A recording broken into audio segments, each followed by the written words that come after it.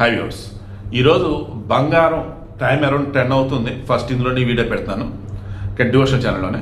బంగారం భారీగా పడబోతుంది. అలా కనుక పడలేదు అంటే మొత్తానికి మనం ఏదో హ్యాండిల్ చేసినట్టే. ఎందుకు, నిన్న ఆల్రెడీ మార్నింగ్ సెషన్ ఈ నిమిషం మొత్తం కలిపి 2000 పైచిలకు 22 క్యారెట్ గోల్డ్ 24 క్యారెట్ గోల్డ్ పడిపోయింది. కారణం ఏంటి అంటే ఇంటర్నేషనల్ మార్కెట్లో ఔన్స్ బంగారం వచ్చేసి 4396 లైఫ్ టైం హైయెస్ట్కి వెళ్ళిపోయింది. 4396 డాలర్లు. ఏది ఔన్స్ బంగారం 31.10 గ్రాములు. నిన్న అది ఏక $4000 డౌన్ పడిపోయింది. 3908 3960 ఆడదాకా వచ్చేసి చివరికి 3920 దగ్గర అటు ఇటు ఫ్లక్చుయేట్ అవుతుంది. సో ఈ వేళ చెప్పాల్సి వచ్చినప్పుడు నిన్న తగ్గినట్టు ఈరోజు కూడా తగ్గాలి. సో మరి కాసేపట్లో ఎంత తగ్గింది ఏంటో చూద్దాం. వెండి కూడా కొంచెం స్టేబుల్గా ఉండాలి, లేదంటే అది కూడా తగ్గాలి. ఓవరాల్గా అన్నప్పుడు బంగారం అయితే పెరగవచ్చు, బట్ ఇప్పుడైతే పడుతుంది, ఇదైతే నిజం. సో మీరు అనుకున్న రేటుకి పడుతుంది అంటే హ్యాపీగా కొనుక్కోండి. అమ్మాలి అనుకున్నటువంటి వాళ్ళు ఎవరైతే ఉన్నారో రేటు పడుతున్నప్పుడు అమ్మకండి. బంగారం మరలా బంగారం పెరగటం అయితే ఖాయం. ఓకేనా? సో మీ దగ్గర ఉన్న బంగారం అమ్ముకోకండి, హ్యాపీగా ఉంచుకోండి. కొత్తగా కొనుక్కోవాలనుకున్న వాళ్ళు ఎవరైతే ఉన్నారో బంగారం పడుతుంది కాబట్టి ఏ రేటుకి పడితే కొనుక్కోవాలో ఆలోచించి కొనుక్కోండి.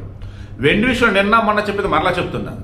మీ దగ్గర భారీ మొత్తంలో వెండి కనుక ఉంటే లాభాల కోసమే మీరు దాన్ని కొనుక్కున్నట్టయితే కొద్ది రోజుల్లో కొద్ది నెలలు వెయిట్ చేయండి. మీ దగ్గర డబ్బులు కనుక ఉంటే, డబ్బులు లేవు ఇప్పటికే లాసు నష్టం అనుకుంటే అప్పుడు అమ్ముకోండి. ఎందుకంటే వెండి విషయంలో కొంచెం స్లోగానే పెరిగింది తప్ప అకస్మాత్తుగా అయితే పెరగదు. బంగారం మాత్రం అకస్మాత్తుగా పెరిగిన ఆశ్చర్యం అయితే లేదు. ఎందుకంటే చైనాకి అమెరికాకి మధ్య చర్చలు ఏమో నడుస్తూ ఉన్నాయి. అండ్ ఇంటర్నేషనల్ మార్కెట్లో వచ్చేసి కొంచెం పాజిటివ్ వేలో ముందుకెళ్తున్నాయి. డాలర్ బలపడుతుంది. దాంతో బంగారం రేట్లు బాగా పెరిగాయి కదని చెప్పేసి ఆల్రెడీ ఇన్వెస్ట్ చేసిన వాళ్ళు అమ్మకాలు చూపుతూ ఉన్నారు.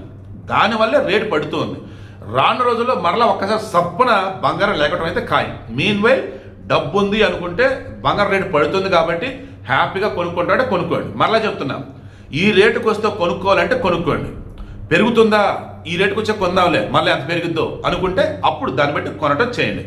అమ్మటం మాత్రం బాగా డబ్బు అవసరం ఉంది అనుకుంటే నమ్ముకోండి తప్ప అదర్వైజ్ మీ దగ్గర పెట్టుకోండి. కాస్త రేట్ అయితే పెరిగింది భవిష్యత్తులో, ఇప్పుడైతే తగ్గింది. ఈరోజు ఇంకెంత తగ్గిందో చూద్దాం.